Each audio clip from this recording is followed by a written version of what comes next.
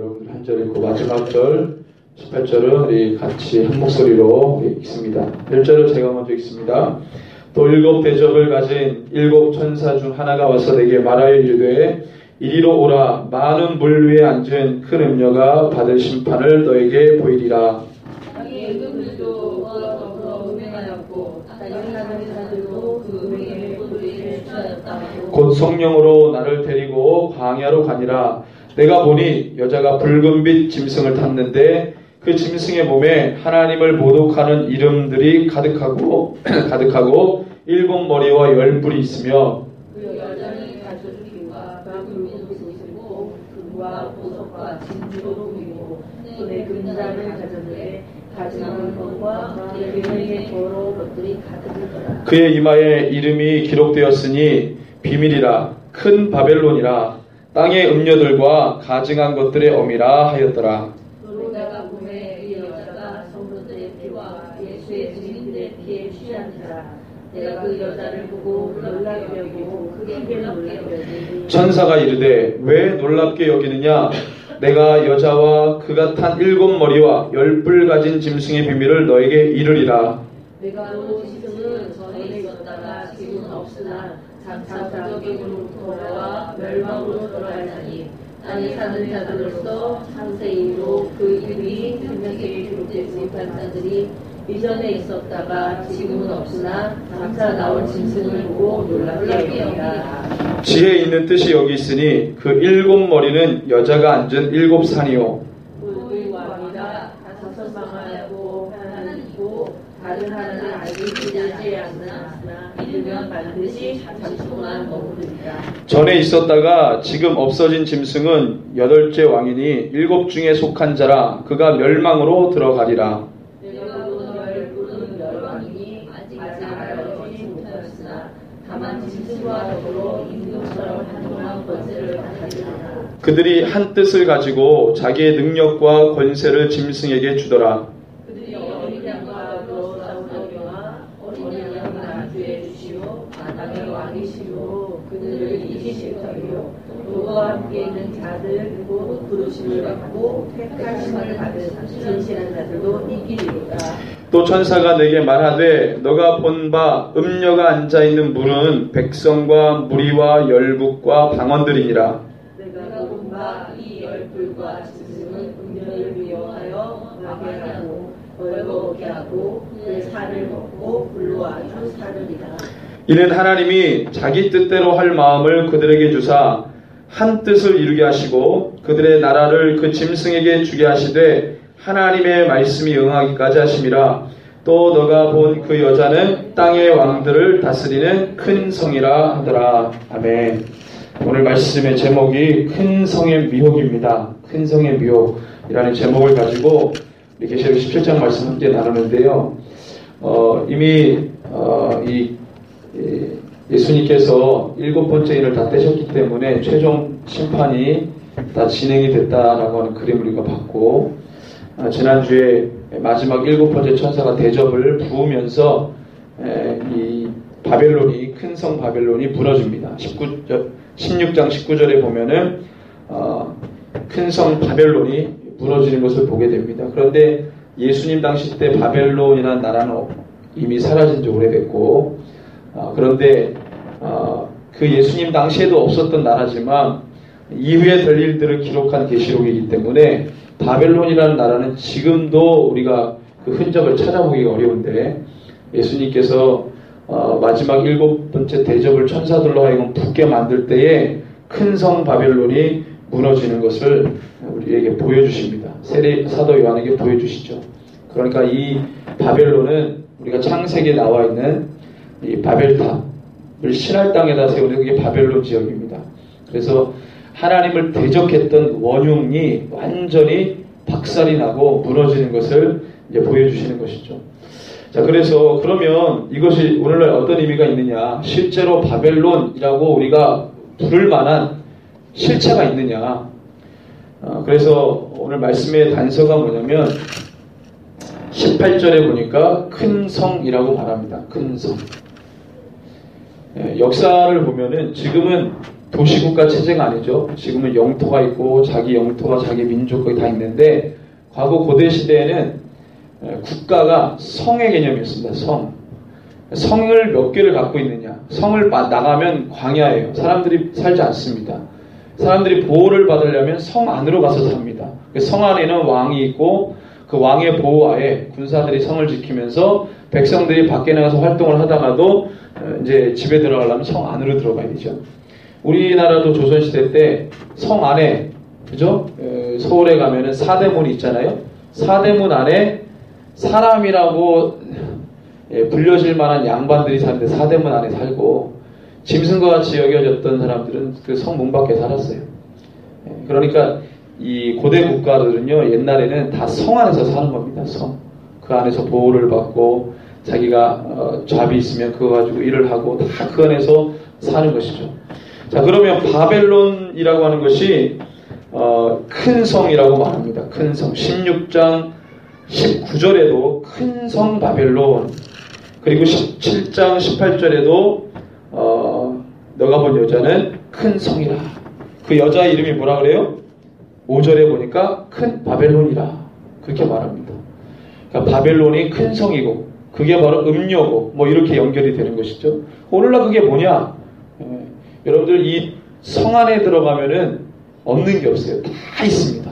모든 문명과 사람들이 누리고 싶은 모든 이기가 그 성 안에 다 있어요. 그러니까 그 성에 살면은 편안한 거예요.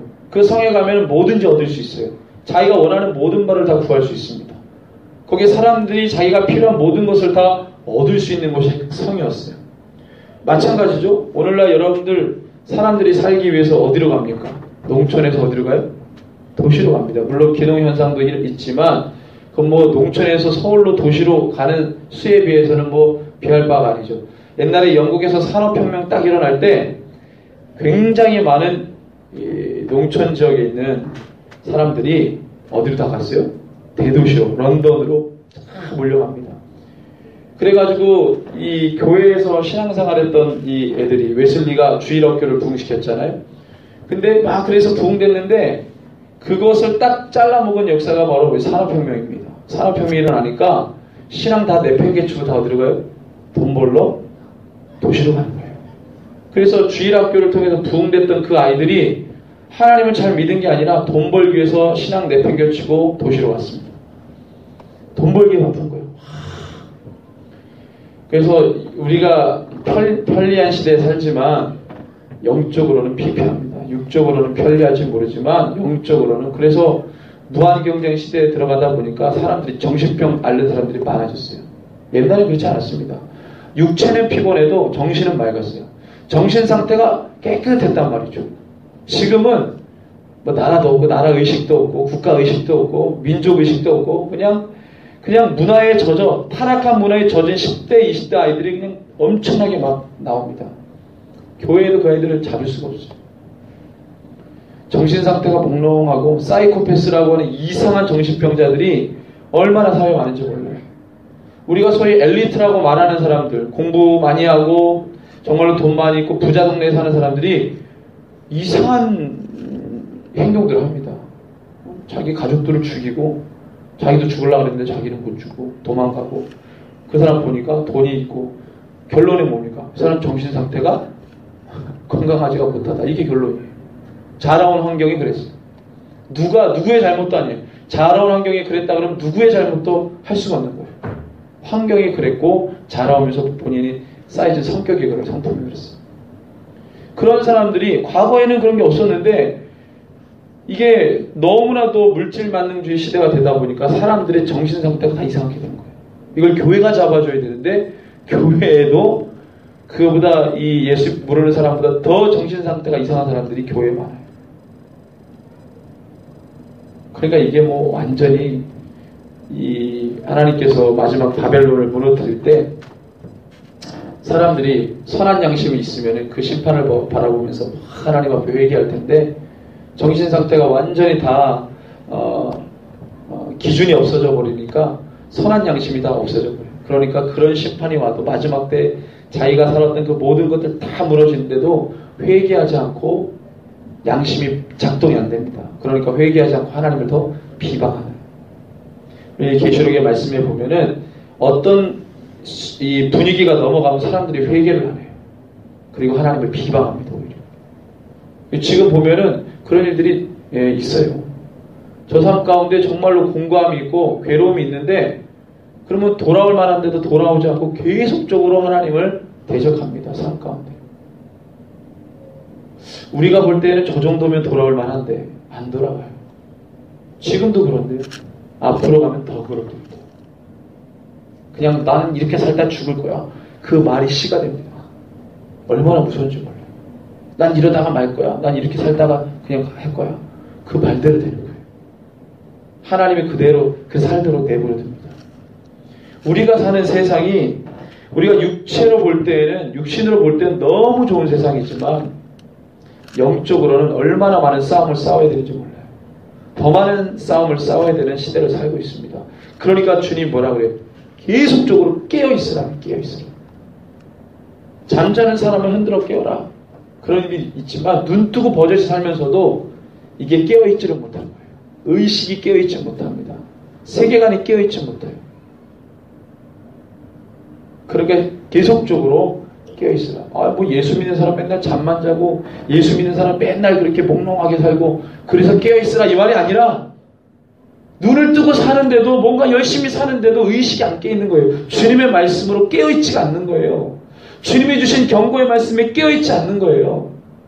다 자고 있기 때문에 깨어있으라고 말하는 게 아니라 정신 상태가 몽롱해서 깨어있으라고 말하는 게 아니라 얼마나 열심히 사는 사람들이 많습니까? 눈 크게 뜨고 열심히 사는 사람 많은데 주님이 깨어있으라고 말해요. 하나님의 말씀으로 깨어있으라는 거예요. 하나님의 말씀을 깨닫고 그것을 내 삶 가운데 가치를 삼아 살라는 것이죠. 그걸 못하니까 큰 성 바벨론이 무너집니다. 우리가 누려왔던 모든 문명 세계가 다 목상 무너지는 거예요. 우리가 그렇게 기대고 신뢰하고 의지했던 모든 게 다 무너지는 거예요. 막 그거를 붙잡았거든요. 그거를 막 붙잡았어요. 근데 우리 어린이 예배할 때 부자 청년 얘기했습니다. 부자 청년. 큰 성 바벨론을 의지했던 사람이에요. 마음 가운데 하나님을 모시는 마음과 큰 성 바벨론을 따르는 마음이 있었어요. 물질 만능주의, 배금주의. 나중에 이걸로 넘어지는 거예요. 주님 따라가잖아요. 늘 우리는 둘 사이에서 머뭇거리고 엘리야가 갈멜산상에서 선포하지 않습니까? 거기에 많이 구경 나온 사람들이 바알이 진짜 하나님이냐 아니면 야훼 하나님이 진짜 하나님이냐 이러고 있을 때 엘리야가 850명 그 이방 제사장들하고 싸우기 전에 그 관중객들하고 먼저 싸웁니다. 너희들이 언제까지 이 둘 사이에서 머뭇거리겠느냐. 바알이 하나님이면 진짜 하나님이면 바알을 섬기든지 아니면 야훼 하나님이 진짜 하나님이면 야훼 하나님 섬기든지 둘 중에 하나를 택해라. 계시록에 보니까 차갑든지 더웁든지 하라고 그랬어요. 비치근하면 입에서 토해야 내친다고 그랬습니다. 하나님을 사랑하든지 세상을 사랑하든지 이것도 저것도 아니고 어정쩡하게 있어가지고 그럼 주님이 내치는 거예요. 침상에 던지는 거예요. 이걸 못하는 거예요. 이걸 두려워합니다. 주님께로 가면 세상 내가 그동안에 쥐고 있던 게 싹 없어질 것 같아요. 그래 두렵잖아요. 내가 이것 때문에 살아갔는데 이게 내 인생의 가치인데 우리 주님 우리 마음을 정확하게 아십니다. 그래서 우리가 주님을 경외하는 것이죠. 두렵고 떨림으로 주님 바라보면 왜 내 마음을 다 아십니까? 우리 주님 앞에서 우리는 벌거숭이에요. 제가 억지로 마지막 때다 얘기하는 게 아니라 제가 지금 보여드릴 영상이 한 2개가 있는데 이걸 보시고 그 다음에 사진 몇 장이 있는데 이걸 보시고 여러분들이 판단해주세요. 아 지금은 어떤 시대예요? 성경에서 말하고 있는 바벨론이 뭐냐? 그 바벨론이 2000년 전에 아니면 그 4000년 전에 이미 바벨론 정확히 말하면 2500년 600년 전에 사라져 없어진 나라예요. 그런데 지금도 바벨론을 거론합니다. 제가 뒤에 불 좀 꺼주십시오.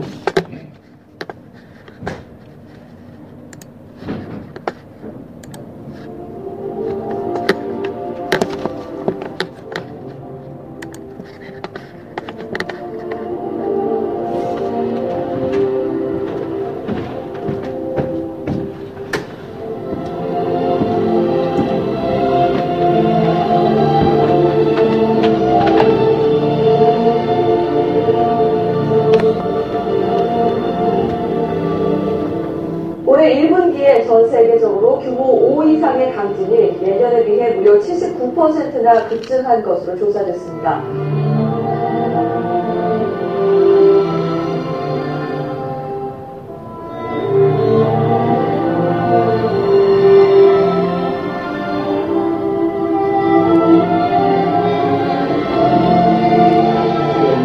Of how we're changing the climate of this planet, and that we are threatening our species and our fellow creatures in the earth we live in, we see this as a global emergency.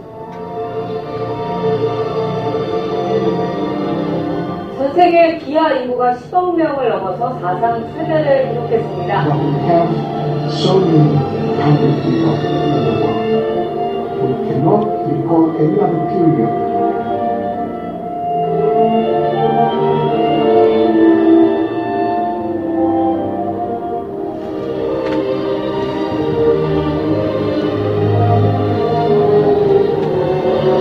맞춤하기는 시험관 수정을 통해 10여 개의 대야를 만든 뒤 세포 검사를 실시해 조직이 일치하는 대야만을 선택적으로 착상시킴으로써 태어나게 됩니다.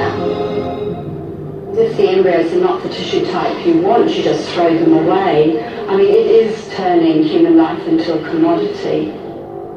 미국 뉴욕주에서 동성 커플의 결혼이 허용된 첫날 수백 쌍이 되는 커플들이 결혼식을 올리며 축제 분위기가 이어졌습니다. My husband, just really excited, glad to. 아르헨티나에서 지난해 7월 동성 결혼이 법으로 허용된 지 1년 만에 2,700여 쌍의 동성 부부가 탄생했습니다. Saw thousands of people from the gay and lesbian community and their heterosexual supporters celebrate the annual gay pride. 미국 민주당은 올여름 전당대회에서 동성 결혼을 합법화로 당 강령을 개정했습니다. 지금까지 동성 결혼을 합법화한 나라는 유럽에서 네덜란드와 벨기에 그리고 스페인입니다.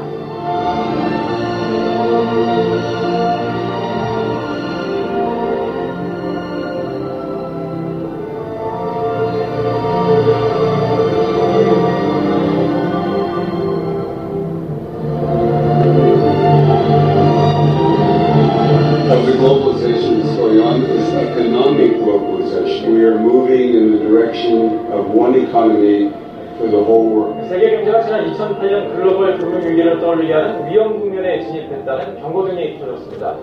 미국 신용등급 강등으로 촉발된 금융위기, 전 세계 금융시장을 휩쓸었습니다. 이번에는 국가부채가 위기를 초래하고 있는 것입니다. 미국의 연방정부는 부채가 14조 5,800억 달러로 증가해서 미국의 GDP 규모를 넘어섰습니다. We will have a debt on the course we're on of 400% of our gross domestic product. 아일랜드와 포르투갈, 이탈리아, 스페인 등도 재정 위기를 겪고 있어 유로존은 단기간에 국가 부도 공포에서 벗어날 수 없는 처지에 몰렸습니다. 남유럽 국가들은 국가 채무 비율이 50%를 넘고 100%를 넘는 경우도 있습니다. 그리스의 게오르기우스 파판드레우 총리는 정상적인 채무 상황이 어렵다는 입장을 밝힙니다. 그리스가 사실상 국가 부도 사태를 선언했습니다. 4억 5천만 달러의 벌금을 물게 된 영국 바클레이즈 은행 경영진들이 일괄 사퇴하고 금융당국도 이를 방중한 정황들이 포착되면서 파문이 확산되고 있습니다.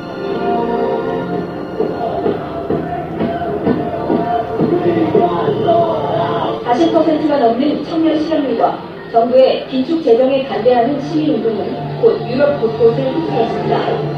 불길은 미국으로 넘어왔습니다.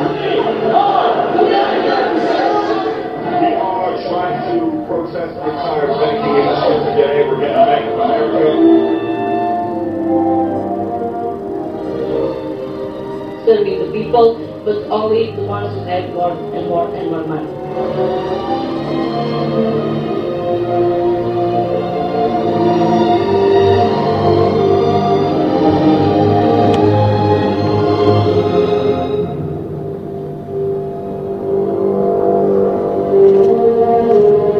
오바마 대통령이 강력하게 추진하는 보건의료개혁 법안이 미국 상원을 통과했습니다. Passage of reform bills in both the House and the Senate, we are now finally poised to deliver on the promise of real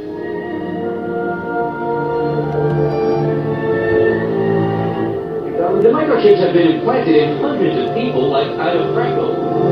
쌀알만한 유리 캡슐을 주사로 피부 밑에 주사하면 캡슐 안에 보유 번호 10자리가 개인의 은행 계좌와 연결돼 현금 없이도 돈을 지불할 수 있게 되는 겁니다.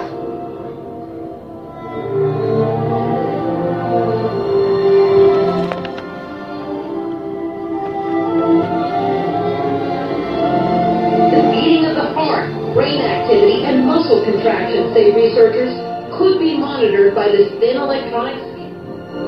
Remember, what somebody can put on you voluntarily to say, let's monitor your heartbeat or let's monitor some chemicals within your body.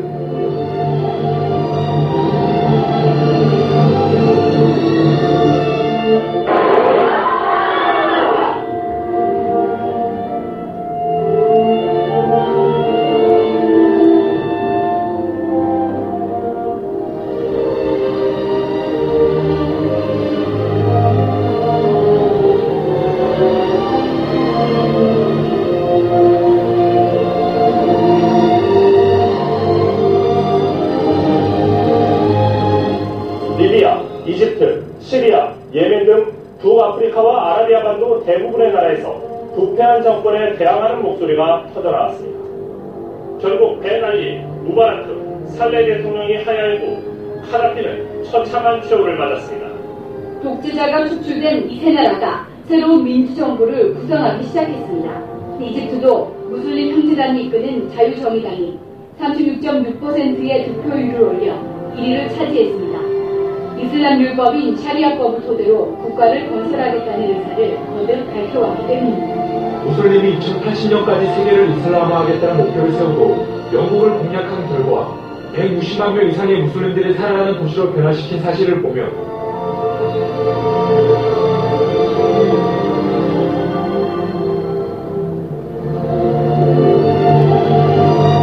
버락 오바마 미국 대통령이 이슬람과 서방 간에 이어진 의심과 불화를 끝내고 새로운 시작을 하자고 촉구했습니다. I've come here to Cairo to seek a new beginning between the United States and Muslims around the world. Islam is a part of America. The United States of America as the homeland, this is our country. You will take over USA. You will take over UK. You will take over Europe. You will defeat them all.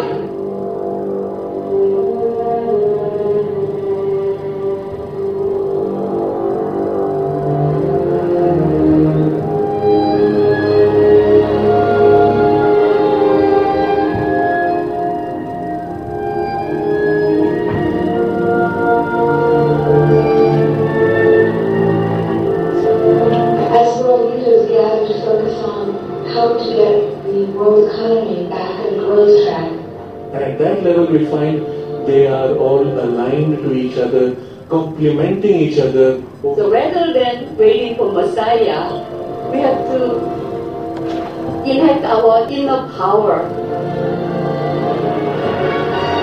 하나님 왕권 주님 성리 응원해! 평화의 왕 천진 참모님 응원해!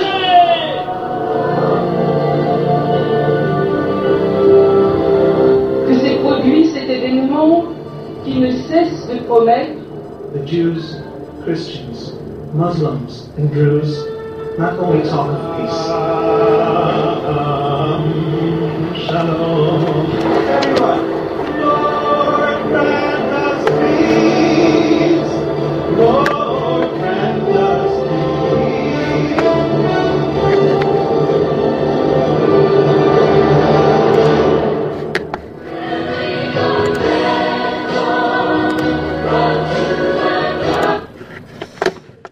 예, 켜주세요.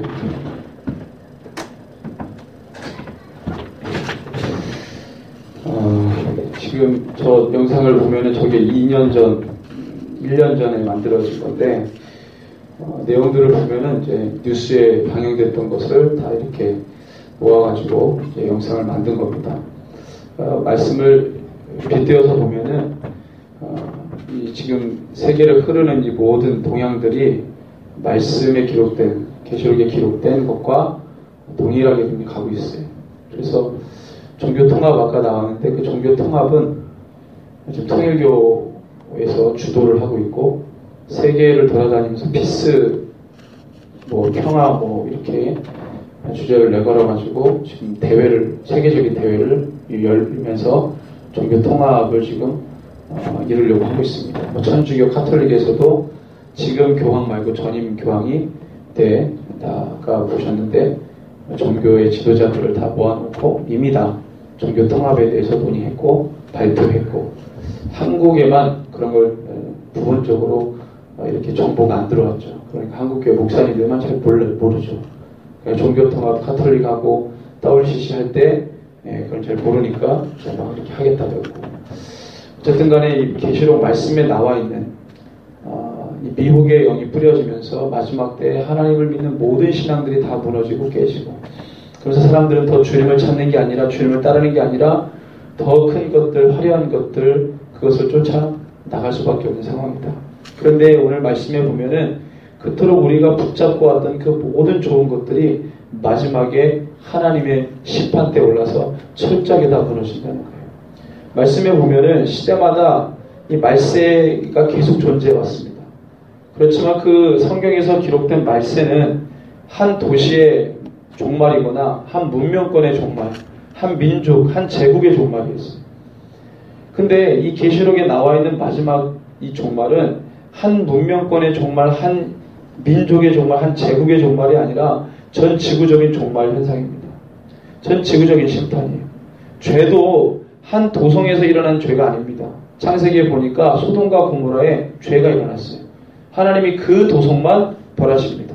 애굽에 죄가 막 일어납니다. 그 애굽을 벌하세요. 가나안 땅에 이 죄가 일어납니다. 그럼 가나안 땅을 벌하세요.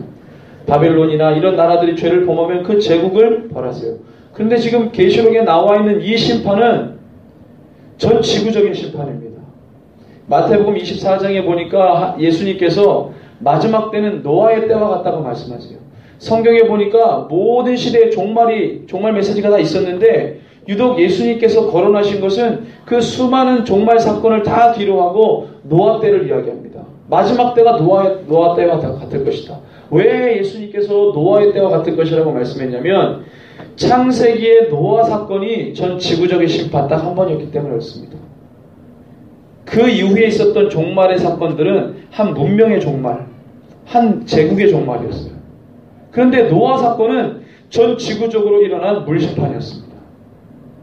역사상 딱 한 번 있었어요. 하나님이 사람 지으셨음을 한탄해서 모든 도시, 모든 땅들을 하나님이 물로 심판하십니다. 깨끗하게 정화하세요. 마지막 때 심판은 불심판이죠. 하늘에서 불이 떨어집니다. 모든 걸 다 태워버려요. 예수를 붙잡지 않은 사람들은 모든 사람들이 다 태워집니다. 물 심판은 다시 회복하기 위한 심판이라면 불 심판은 아예 없어지는 거예요.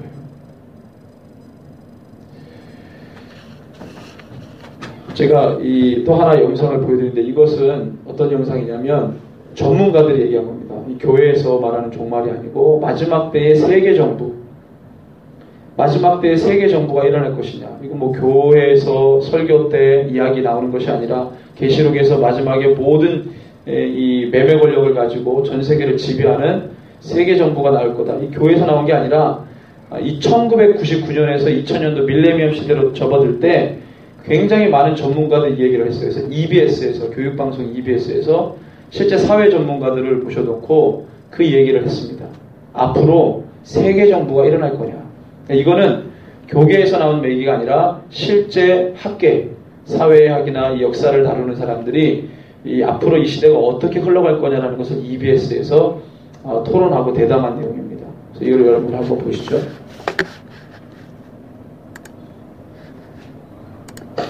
자, 먼저 이 프로전 선생님들께 과연 21세기 국가의 모습 어떻게 변할지에 대한 그 전망부터 좀 여쭤봐야 될 것 같은데요. 정 교수님, 저희들이 이 가상뉴스에서는 세계 정부가 들어선다라고 예측을 한번 해봤는데 가능한 일일까요? 지금 시점에서 보면 상당히 그럴듯한 좀 이야기를 들었습니다. 네.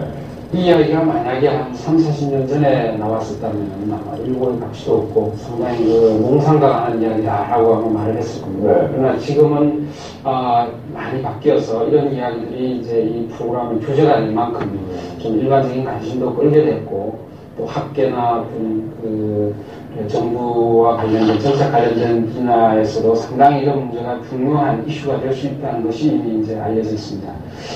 이러한 판단을 하게 되는 배경에는 우선 한편으로는 여러 가지 그 세계 경제의 통합 현상이 일어나고 소위 지구적인 차원에서의 문제들이 일어나면서 한 나라가 일개 국가들이 할 수 있는 역할에 상당히 제한이 왔다. 이런 측면이 있고 또 하나는 바로 이런 이유 때문에 UN이라든지 IMF, WTO 같은 이런 국제 기구들의 역할이 아주 크게 확산이 되고 있습니다. 그렇기 때문에 어떤 국가가 할 수 있는 역할이 점차 줄어들고 있고 또 한편에서는 상당히 많은 변화를 요구받고 있고 이에 대해서 어떤 세계적인 차원에서 어떤 세계 경제라든지 세계적인 문제들을 관리하고 어떤 치유해 나가야 될 그런 필요성은 증대하고 있습니다. 따라서 어떤 반드시 우리가 세계 정부라고 명명할 수는 없다고 그러더라도 비슷한 형태로 세계적 수준에서 어떤 결정을 내려야 되고 집행을 해야 될 그런 문제들이 많이 증가하고 있는 것은 사실입니다. 가상뉴스 보면은 이 세계 정부의 탄생 가능성을 예측하면서 이제 그것에 반대하는 소수 민족들의 움직임도 저희들이 함께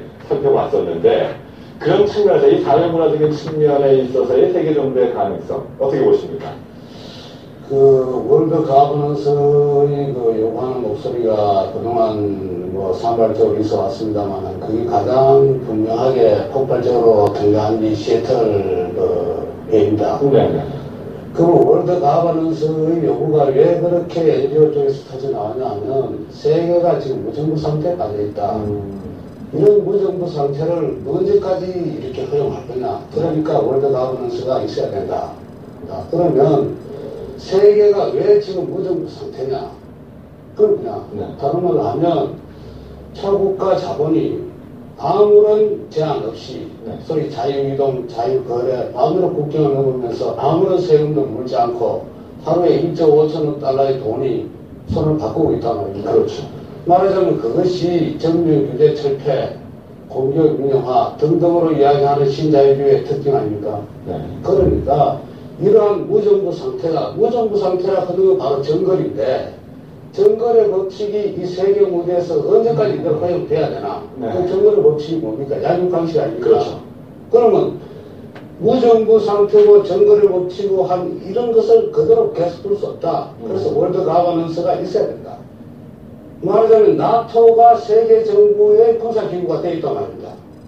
그리고 IMF는 금융을 다 쥐고 있고 그럼 WTO는 통상을 다 지배하고 있는데 그럼 세계 정부는 이미 가상의 시나리오가 아니고 실제로 이미 등장을 하고 있고 또 다른 말로 이야기하면 앞으로 이야기가 나올지 모르겠습니다만 세계의 하나의 엠파이어가 등장을 하고 있습니다. 그럼 미국이라는 거대한 국가가 인류 역사 이전에 없던 규모로 또 그 깊이로 군사, 과학, 경제, 문화 모든 면에서 세계를 이렇게 지도하고 있습니다. 그런데도 불구하고 왜 시애틀에서 월드 가버넌스 연구가 또 나왔느냐? 그건 다른 겁니다. 그래서 우리가 이야기할 때 세계 정부가 세계 시민에 의한 세계 정부냐? 그렇지 않은 세계 정부냐? 또 다른 말로 하면 나는 세계 어느 한 분야에서 왜 세계 정부에 대해서 반대 목소리를 높이느냐? 그거를 깊이 저는 들어가야 된다고 봅니다.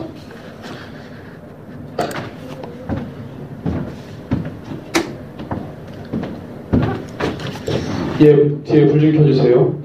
자, 여기서 얘기하고 있는 것이 하여튼 이 세계 정부가 이제는 모든 나라들이 다 요청하고 있다. 과거에는 힘 있는 국가가 약소 국가들을 이 무력으로 이렇게 지배하는 형식이었던 그런 제국이었다면 지금은 약소 국가가 강대국에게 많은 도움을 받습니다. 그래서 자기의 권한을 오히려 내줍니다. 내줘서 그런 세계화가 진행되는 것이죠.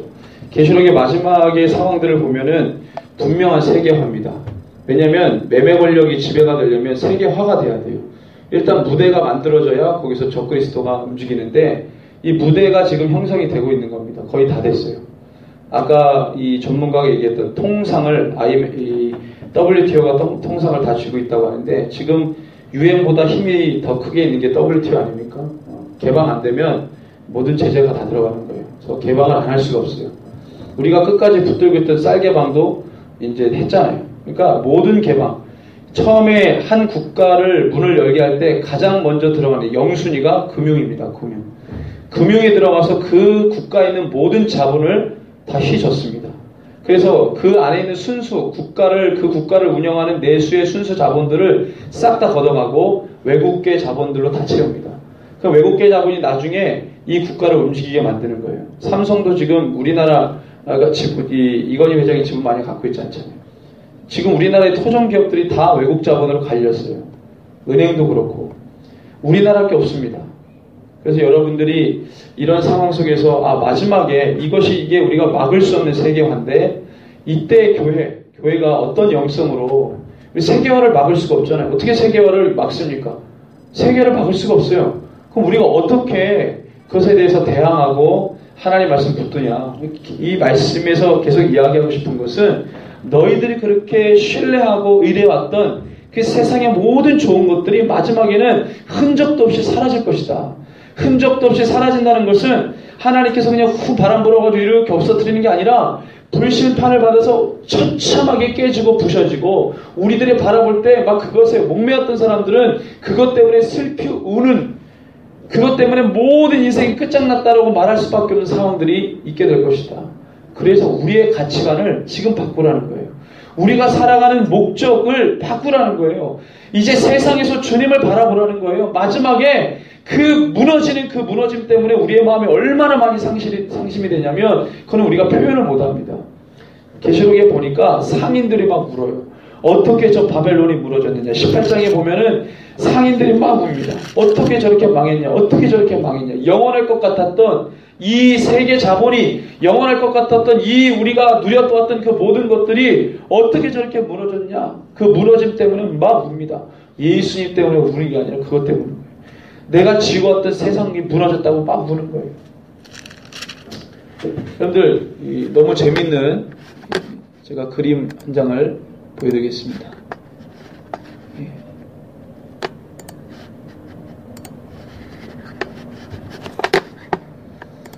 자, 이게 16세기에 피터 브루겔이라고 하는 사람이 그렸던 이게 뭘 것 같으세요?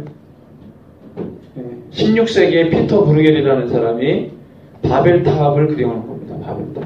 보고 그린 게 아니라 상상으로 그린 거예요. 그래서 우리는 이 사람의 역량으로 지금까지 바벨탑을 이런 모양으로 이해했어요. 그러니까 누가 시작했느냐가 되게 중요해요. 성경의 창세기 11장에는 바벨탑을 이야기할 때 탑이 아니라 도시를 얘기합니다. 도시를 건설해요. 누가? 니무롯이 함의 손자죠. 함의 아들 구스의 아들 니무롯인데 이 니무롯이 바벨 도시를 만듭니다. 그래서 역사에서는 바벨 제국이 고대 바벨과 신 바벨이 있는데 이 고대 바벨의 원조격을 니무롯으로 봅니다. 그래서 이 니무롯이 바벨 나라를 만들어요. 근데 이것은 도시를 만든 겁니다. 이런 탑을 만든 게 아니고 도시를 만들었어요. 하나님을 대적하는 도시입니다. 11장에 보면 우리가 흩어짐을 면하자 이렇게 얘기해요. 우리가 흩어짐을 면하기 위해서 이 도시를 건설하자 그럽니다. 여러분들 누가 흩트겠어요? 여러분들 자의로 내 의지로 내 자유의지로 흩어졌다면 그런 말 할 필요 있어요? 이건 뭐냐면 누가 우리를 흩트게 했다는 거예요. 그래서 우리가 그것에 반대해서 모이자는 거예요. 그 정신이 들어간 게 이 도시입니다. 피터 브루겔이라는 사람이 상상력을 가지고 이 바벨 도시를 이렇게 그려놨어요. 자, 이거는 뭐냐면 이게 뭔 거 같으세요? 이게 딱 보니까 예? 이게 뭔 거 같으세요? 밑에는 뭐 하여튼 동물 같고 위에는 누가 타고 있는 것 같죠? 형상이? 그죠? 예, 여러분들 이 철 구조물이 뒤에 있는 그 건물이 있는데 이거는 유럽 의회 건물 앞에 이 구조물이 있는 겁니다. 유럽 의회 앞에. 유럽 의회면은 유럽 연합이거든요. 유럽 연합 의회 앞에 이 구조물이 있어요. 지금부터 50년 전에 유럽이 하나의 어떤 연합체로 이제 시작이 됩니다. 그때 시작할 때는 경제연합체였어요. 2차 세계대전 끝나고 난 다음에 유럽이 너무 못 사니까 이제 우리가 모여가지고 다 유럽 땅이 다 전쟁터가 됐고 다 피폐해졌으니까 다 가난해졌으니까 우리가 경제연합체를 만들어서 경제 부흥을 일으켜보자. 그래서 만들어진 게 유럽연합이에요. 처음에는 6개국으로 시작했는데 지금 28개인데 처음에 이거 할 때 기준을 잡았어요. 그 기준 중에 정치적인 거, 경제적인 거 다 기준이 있는데 우리가 눈여겨볼 기준이 뭐냐면 유럽은 여러분들 기독교 땅 아닙니까? 1500년 동안 카톨릭이 지배했고 유럽에서 개신교가 개혁에서 나왔어요. 독일에서. 명실상부한 기독교 땅이 바로 유럽입니다. 그런데 유럽연합이 시작할 때 우리가 눈여겨볼 기준이 뭐냐면 너희들이 믿고 있는 종교를 기독교면은 기독교를 믿거나 뭐 카톨릭 개신교를 믿거나 한다면 그 종교를 어떻게 따지지 않는 거예요. 지금으로 말하면 너가 가지고 있는 종교를 버려야 돼. 유럽에 보면 십자가를 국기로 한 국가도 있어요. 덴마크, 스웨덴, 핀란드, 영국 이런 나라들이 국기에 보면 십자가가 그려져 있어요. 아일랜드 같은 경우는 개신교 국가죠. 이런 나라들, 네덜란드 같은 경우도 개혁주의 교회 표방하는데 종교가 이런 나라들을 보면은 유럽연합에 들어갈 때 공식적으로 자기 종교를 버려야 돼요. 그걸 고수하면 안 돼요. 이게 유럽연합에 들어가는 하나의 기준입니다. 1000년 동안 예수님을 믿어왔고 하나님을 믿어왔던 이 땅이 이제 먹고 잘 살기 위해서 돈 때문에 하나님 믿는 신앙 버리는 거예요. 적어도 유럽연합의 28개국의 국가들은 자기가 믿는 이 종교를 드러내면 안 돼요. 공식적으로. 그래서 이 앞에 있는 요게 여러분들 요거를 보여드릴게요. 이게 이제 우표인데 아까 이게 똑같습니다. 이 밑에 소가 있고 위에 여자가 있잖아요. 이 소는 제우스예요. 제우스가 소로 변신한 거예요. 그리고 에우로페라고 하는 여자가 있습니다. 아주 이뻐요. 그래서 이 제우스가 이 에우로페라는 여자를 보고 너무 사랑해가지고 이 여자를 무등 태우려고 자기가 소로 변합니다. 제우스가.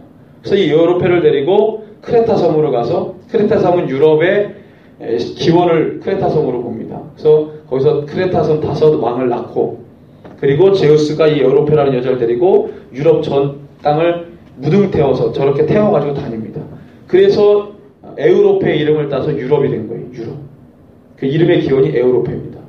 그래서 유럽연합이 시작될 때 거진 태반이 기독교 국가인데도 불구하고 여러분들 서울에 가면은 광화문에 가면은 상 2개가 있습니다. 뭐가 있죠? 가보신 분은 아실 거예요. 세종대왕하고 이순신 장군 상이 있습니다. 그거 왜 해놓죠? 그 의미 없이 해놨나요? 멋있으려고? 멋있게 보이려고? 그것에는 다 의미가 있어요. 유럽연합 의세당 앞에 저런 조형물을 갖다 놓은 것은 의미가 있는 겁니다. 우리는 기독교적인 전통이 아니라 신화를 전통으로 삼는, 그것을 가치관으로 삼는, 그것을 상징물로 구조물로 보여준 거예요. 우리가 이순신 장군 세종대왕을 거기다 놓은 거는 이순신 장군의 기계, 세종대왕의 어떤 이 지혜로움, 이걸 본받자는 거 아니에요.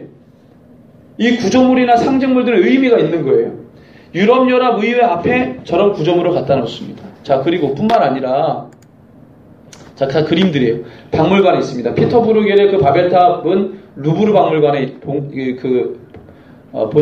그게 있고요. 그림이. 이게 다 그림들이에요. 그거를 그린 겁니다. 이거는 다 뭐예요? 이 동전이에요. 동전으로도 이 여자 에우로페와 이 제우스가 소로 변신한 이거를 다 동전에다 집어넣어요. 여러분들 화폐에 보면은 위인들이 다 들어가요. 그 위인들을 들어갈 때 신사임당 처음에 든다 그럴 때 굉장히 뭐 여러 가지 많은 얘기들이 있습니다. 위인 하나 집어넣으려면 화폐에 굉장히 많은 검증이 필요해요. 아, 이 사람은 어떻고 저 사람은 어떻고 이 사람은 넣어야 되고 이 사람은 빼야 되고 이게 뭐 재미로 넣는 게 아니에요. 네. 자, 이거는 유럽연합이 시작할 때 포스터입니다. 홍보 포스터. 이 그림이 뭐예요? 홍보 포스터의 그림이? 16세기 때 피터 브루겔이 그린 바벨탑을 유럽연합이 시작될 때 홍보물로 씁니다. 이 그림을. 바벨탑 그림을. 왜 그렇게 하죠? 이상하지 않아요? 아니 유럽연합 시작할 때 홍보 포스터를 바벨탑을 사용해서 그린 거예요. 바벨탑 그림을 인용한 거예요. 자, 이게 홍보 포스터입니다. 유럽연합 시작할 때 홍보 포스터. 근데 피터 브루겔이 그린 거하고 똑같잖아요. 그죠? 왜 그렇게 해놨죠? 재미있게 하려고? 예, 지금 유럽 의회 건물입니다. 비슷하지 않아요? 제가 해강이가 건축을 했기 때문에 해강이한테 물어봤어요. 야, 뭐 배우냐? 보통은 4년제인데 5년을 다녀요, 학교를. 그래서 뭐 5년 동안 건물 짓는데 뭘 이렇게 많이 배우냐? 교과서를 보니까 책이 이렇게 두꺼워요. 건축에 관련된 책이. 보니까 다 건축사예요, 역사. 거기에 보니까 교회 건축도 배우고 다 배우더라고요.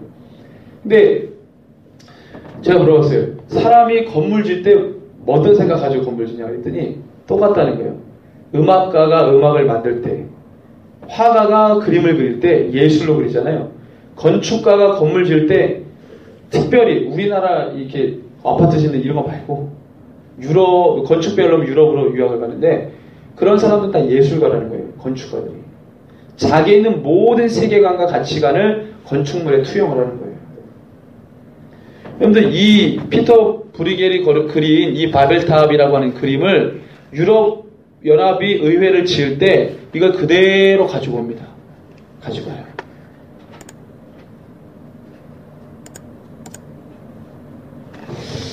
저는 생각했어요. 와, 왜 그 수많은 건축물 중에 왜 유럽 의회가 바벨탑을 본따서 건물을 지었을까? 궁금하지 않으세요? 이거는 그 바벨의 정신을 이어받겠다는 겁니다. 바벨 정신이라는 것은 오늘 이 17장에도 나오지만 하나님을 대적했던 상징이에요. 창세기에 하나님을 대놓고 대적했던 세력들의 시초입니다. 근데 왜 유럽연합이 자기네들이 연합체를 구성하면서 왜 바벨탑을 홍보물로 그려놓고 건축물도 왜 바벨탑에 건축물, 흡사한 건축물로 지었나요? 그리고 그 앞에 의사당 앞에 저런 기독교적인 상징물을 갖다 놓는 게 아니라 신화적인 요소들을 갖다 놓습니다. 그러면 유럽연합이 짐승이다. 유럽연합이 뭐 적그리스도다. 그게 아니죠. 그 정신을 이어받으려고 하는 거예요. 그 정신. 그럼 그 정신을 유럽연합만 이어받습니까? 아니에요. 우리도 살면서 하나님을 수많은 일들을 통해서 대적합니다. 그래서 우리가 말씀을 통해 마지막 때 흘러가는 상황들을 보면서 경계하려고 하는 거예요. 내가 깨어있지 않으면 내 삶의 방식이 거기에 묻어가 있거든요. 어느새 보니까 내가 그 길을 가고 있어요. 내가 말씀에서 깨어있지 않으면 어느샌가 내 생활 방식이 그들이 원하는 생활 방식을 고수하고 있고 따라가고 있다는 거예요. 교회 안에 세상을 따라가면 안 된다고 하는 여러 가지 장치도 있음에도 불구하고 그것을 그냥 가볍게 여기는 거예요. 그러다 보면은 세상이 요구하는 방식을 따라갑니다. 우리가 왜 이것을 봐야 되고 알아야 되죠? 세상이 지금 하나님을 대적하는 문화와 상징들로 가득 차 있다는 거예요. 그걸 부인할 수가 없어요. 지금 그렇게 가고 있고 수많은 이 보이는 것들로 우리를 그렇게 보여주고 있어요. 근데 우리는 모르는 거예요.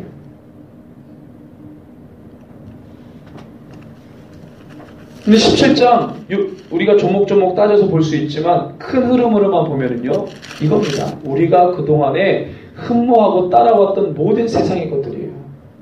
그 실체들을 제가 소개할 수 있지만 그 소개하면은 또 너무 더 깊이 들어가기 때문에 여러분들이 그 정도 이해하시면 됩니다. 바벨 세력이 다른 세력이 아니에요. 우리나라에도 여러분들 북한 그러면 김정은 나쁜 놈 그리고 평양에 사는 군부들하고 뭐 이렇게 아주 이 공산주의에 매료되어 있는 김일성 주체사상에 매료되어 있는 사람들 북한에만 있는 줄 알았죠. 아니 그거를 따라가는 사람들이 우리나라에도 있네. 그걸 뭐라 그래요? 종북이에요, 종북. 그 사람들이 북한 땅에만 있는 게 아니라 우리나라에 우리가 살아가는 이 시대에도 종북 세력들이 있는 거예요. 주체 사상을 자기 삶의 가치관을 가지고 사는 거예요. 세계관을 가지고. 우리의 적이 저 북녘 땅에 있는 게 아니라 우리의 적이 나 자신이 될 수도 있고 우리의 적이 우리 이웃이 될 수도 있는 거예요.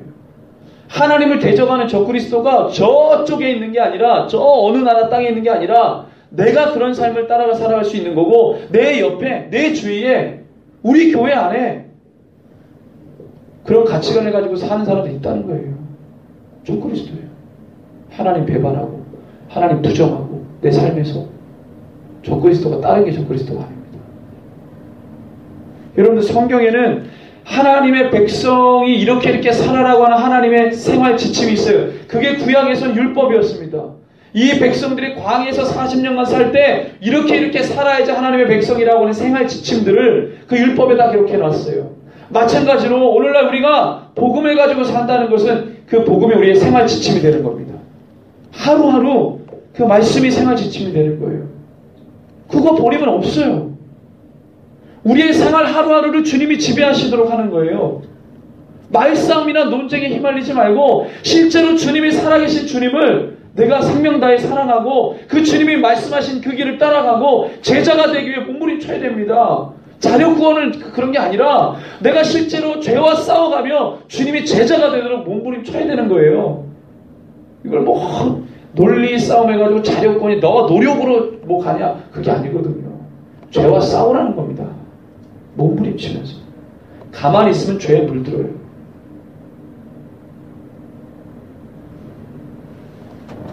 오늘 말씀을 통해 우리가 27장 말씀을 우리가 맥락에서 봤습니다. 흐름에서 봤어요. 그런데 우리 주님이 반드시 이기십니다. 14절에 보니까 그것을 말씀하세요. 그들이 어린 양과 더불어 싸우려니와 적그리스도 모든 짐승과 하나님을 대적하는 엔타이크리스타적인 모든 문화들 요소들이 주님과 싸우지만 우리 어린 양이 만주의 주시오 만왕의 왕이심으로 그들은 이기실 터이요 또 그와 함께 있는 자들 곧 부르심을 받고 택하심 받은 진실한 자들도 이기리로다. 주님도 이기시지만 주님을 따라가는 모든 교회 성도 그리스도인은 다 이깁니다. 두려워할 필요가 없어요. 그냥 우리는 주님 따라가는 겁니다. 뭐 하려고 세상 좋은 걸 따라가요. 그거 없어도 삽니다. 근데 주님 없으면 사는 게 아니에요. 우리에게서 주님을 지우면 우리 인생 의미가 없어요. 저 여러분들이 이 말씀을 붙들고 주님 오시는 그날까지